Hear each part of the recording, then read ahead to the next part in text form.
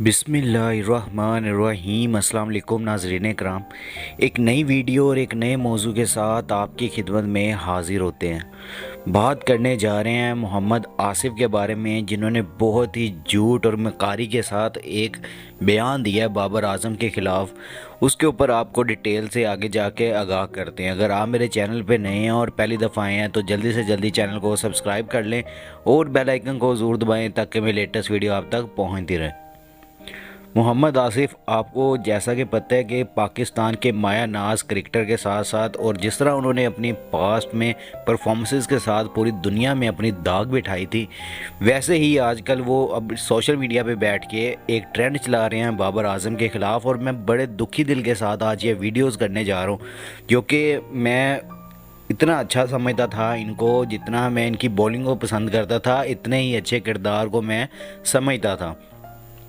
लेकिन अभी जो फ़िलहाल इनका बयान आया बाबर आज़म के हवाले से, वो बड़ा दिल बर्दाश्ता हूँ मैं, और मैं बहुत ही ज़्यादा हैवी दिल के साथ बात करने जा रहा हूँ। उन्होंने बाबर आज़म के ख़िलाफ़ कहा है कि बाबर आज़म बहुत ही एवरेज प्लेयर हैं और बाबर आज़म को बॉल मैं करूँ तो उनको एक भी हिट ना लगाने दूँ, यानी कि एक मेडन ओवर तक मैं इस एज में भी आके करवा सकता हूँ।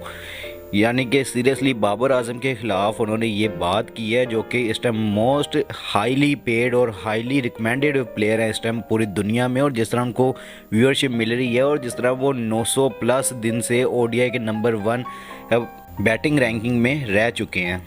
लेकिन फिर भी अगर देखें तो आसिफ साहब का जो बयान आया वो मैं देख के बहुत ही ज़्यादा शॉक्ड हुआ हूँ। आसिफ साहब कहते हैं कि मैं उनको मेडन ओवर करवा सकता हूँ अपने इसी जो अपनी उम्र के साथ, और अपनी आज जो बूढ़े हो गए हैं, बूढ़े आसिफ ने ये बयान दिया कि मैं उनको आज भी मेडन ओवर करवा सकता हूँ। चलें पहले एक ये वीडियो मैं आपके सामने चला रहा हूँ, आप पहले उनको देखें। ये मोहम्मद आसिफ पहली बॉल करवा रहे हैं, जिसमें सामने जो बैट्समैन है वो हैं मिसबाह उल हक।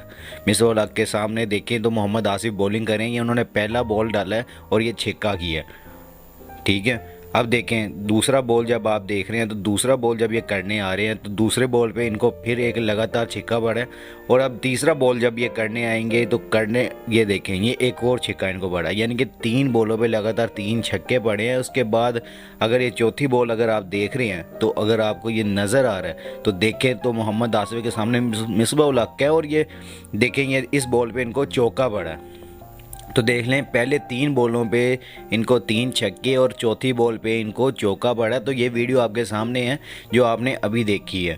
तो ये तब की वीडियो है, ये ज़्यादा पुरानी नहीं है, 2016 की है, जब ये दोबारा फिक्सिंग के बाद वापस खेलने आए थे और क्रिकेट को दोबारा ज्वाइन करने की कोशिश कर रहे थे। तो ये देखें तब ये मिसबाह उल हक का भी सामना हुआ है। तो मिसबाह उल हक भी बहुत बड़े लेजेंड है, उनके सामने जब आए हैं तो उनको 1 ओवर में 3 छक्के और 1 चौका पड़ा है। तो यहाँ पे इनकी ये क्रिकेट ख़त्म हो चुकी थी 2016 में।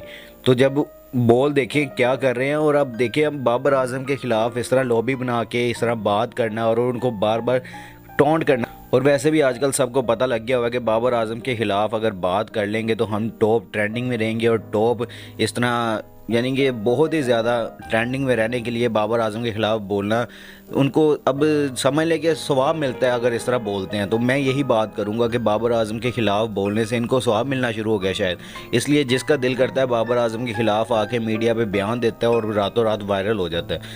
मोहम्मद आसिफ को थोड़े दिन पहले ये लगा कि पाकिस्तान को मेरी बड़ी ज़रूरत है, पाकिस्तान मुझे बड़ी हाईली रैंकिंग करते हैं, क्योंकि पाकिस्तान के चैनल्स पे अक्सर बात होती थी कि मोहम्मद आसिफ इतना बड़े बॉलर हैं, और जितने बड़े वो बॉलर थे, जिस तरह वो बॉल को स्विंग करते थे, हालांकि इतनी ज़्यादा पेस नहीं थी, स्पीड नहीं थी, लेकिन फिर भी बॉल को स्विंग करना दोनों तरफ काफ़ी अच्छे तरीके से जानते थे। तो जब उनको ये नज़र आया कि मेरी काफ़ी हाइप बनी हुई है क्रिकेट में और किस तरह मेरी मीडिया पर कितनी हाइप बनी हुई है, तो उन्होंने एक बयान दिया कि बाबर आज़म इस तरह की बात करते हैं, ये करते हैं। चलें अब वो एक साइड में हम करते हैं, अब हम बात करते हैं मोहम्मद आसिफ के साथ जो उनके बाबर आज़म के वालिद साहब ने बताया और उनका जो बयान एक और आया उसके ऊपर चलते हैं। अब बाबर आज़म के बारे में उन्होंने बयान दिया कि मैंने इनको सेलेक्ट किया था 2016 में, मेरी वजह से ये आए थे, फिर मैंने इनको सेलेक्ट किया, तो इसके बाद से ये टीम में इस तरह जगह बना के तो अपना चलें मैंने इनके ट्रायल्स लिए थे, ये कि उनकी जो मंतक उन्होंने छोड़ा है ये उसके ऊपर है। तो मोहम्मद आसिफ को मैं बताता चलूँ कि मोहम्मद आसिफ साहब, आपको ये ऐसी बात नहीं करनी चाहिए थी कि ये पहले की बात है जब आसिफ ने बाबर आजम को बॉल की थी और बाबर आजम ने उनकी बॉलिंग पे 11 चौके उनको लगातार मारे थे। और इस तरह की बॉलिंग करते हुए, ये मैं तब की बात कर रहा हूँ जब ये मोहम्मद आसिफ पीक टाइम पे थे अपने, और पीक टाइम पे अपने बॉलिंग कर रहे थे बाबर आजम को। वो अभी ये ट्रायल दे रहे थे, तो इन्होंने ट्रायल देने से पहले, जब ये ट्रायल पे, यानी कि ट्रायल देने से भी पहले की बात है, सॉरी मैं आपको थोड़ा सा मैं मिसगाइड ना कर दूं, तो मैं आपको ये बताना चाह रहा हूँ कि ट्रायल से ही पहले की बात है कि मोहम्मद आसिफ साहब बाबर आजम को बॉल करते हैं और 11 चौके खाते हैं उनसे। और उसके बाद जब ट्रायल पर ये बाबर आजम को देखते हैं कि ये ट्रायल देने के लिए आए हुए हैं, तो तब ये जाके कहते हैं ये सिलेक्ट है, ये लड़का बहुत आगे जाएगा, इसकी बैटिंग बहुत अच्छी है। उन्होंने उनका ट्रायल तक नहीं लिया, उनको कहा ये सिलेक्ट है, इनको आप अंदर भेजें, ये आगे सिलेक्ट है, ये टीम के साथ आगे ट्रैवल करेंगे और ये खेलें आगे जाके। इनको यानी कि उनको पास कर दिया ट्रायल से, और उसके अलावा कोई ट्रायल भी नहीं लिए उससे पहले। उनको जब 11 चौके पड़ चुके थे अपने पीक टाइम पे, तो ये बाबर आजम की तब बैटिंग एवरेज थी, और पाकिस्तान के लिए किस तरह वो खेलने के, यानी कि किस तरह उनके अंदर जुनून था कि उन्होंने मोहम्मद आसिफ जैसे जो बड़े बॉलर उस टाइम के थे, तब उनको चौके मार मार के बुरा हाल कर दिया था। तो ये तब की बात है। और अब तो बाबर आजम अपने पीक टाइम पे, अगर ये आसिफ साहब अगर सामने आते हैं तो फिर अब पता नहीं क्या हाल करेंगे, आप भी जानते हैं और ये मैं भी जानता हूँ। अच्छा, अब जानते हैं कि उनके वालिद साहब का बड़ा बयान आया मोहम्मद आसिफ के बारे में। बाबर आजम के वालिद साहब ने बड़ी अच्छी बात की है। उन्होंने कहा कि मेरे बेटे को बड़ी आजिज़ी पसंद है, और जिस तरह वो अपनी टीम को लेके चलते हैं, और जिस तरह उन्होंने हमेशा, जब उन्होंने ये भी बात की है कि जब लास्ट टाइम मैंने जब आसिफ के साथ इनको खेलते हुए देखा था, तो आसिफ को जब इन्होंने 11 चौके मारे थे, तो मैंने उनको कहा था कि वो सीनियर प्लेयर है, आपको उनकी इज़्ज़त करनी चाहिए। यानी कि ये उनकी तरबियत का हिस्सा है बाबर आजम की, कि बाबर आजम की तरबियत को क्या कहते हैं कि ये तरबियत होती है। उन्होंने बताया कि आपके सीनियर प्लेयर थे, आपने इनकी इज़्ज़त करनी थी, आपने इनको लगातार चौके नहीं मारने थे जो आपने 11 चौके मारे, तो आपको ये चौकों से थोड़ा सा बच के रहना चाहिए था, आपने इनको इज़्ज़त देनी थी। तो बाबर आजम बड़े शर्मिंदा हुए थे, उन्होंने बाद में इनसे बात करके माफ़ी भी मांगी थी। तो ये सारा, यानी कि ये तरबियत, और वाले साहब जिस तरह कहते हैं कि बाबर आजम को सिलेक्ट किया, उन्होंने कहा ठीक है सिलेक्ट किया है इन्होंने, लेकिन क्या है बाबर आजम अपने टैलेंट पे आ गए हैं। तो ये जो आजकल सिनेरियो बना है। इसके अलावा जब दूसरी तरफ देखें तो इनका एक और बयान आया मोहम्मद आसिफ साहब का कि पाकिस्तान के जो बॉलर हैं वो एवरेज बॉलर हैं इस टाइम।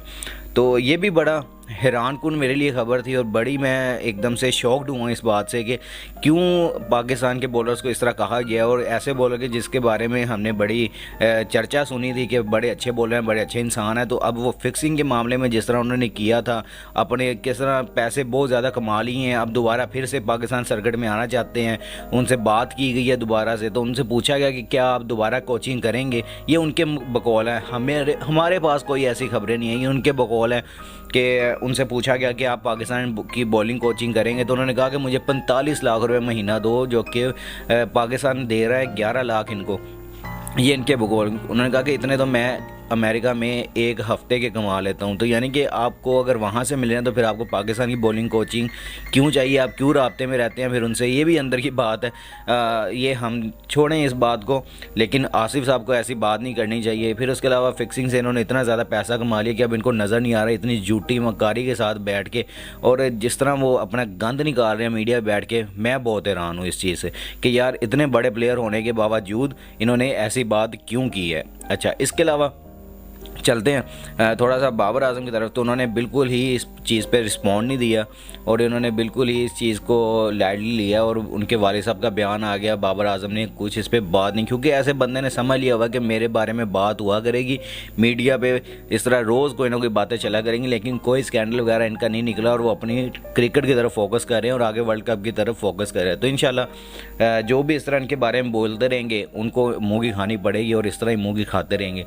तो अगर आपको मेरी ये वीडियो पसंद आई है तो जल्दी से जल्दी लाइक, शेयर और कमेंट्स कर दिया करें, और जिस भाई ने अभी तक चैनल को सब्सक्राइब नहीं किया जल्दी से जल्दी चैनल को सब्सक्राइब कर लें, और बेल आइकन को ज़रूर दबाएं ताकि मेरी लेटेस्ट वीडियो आप तक पहुंचती रहे। इंशाल्लाह मिलते हैं नेक्स्ट वीडियो में। अपना और अपने आसपास के लोगों का ख्याल रखिएगा, और दुआ में हमें भी याद रखिएगा। अल्लाह हाफिज़।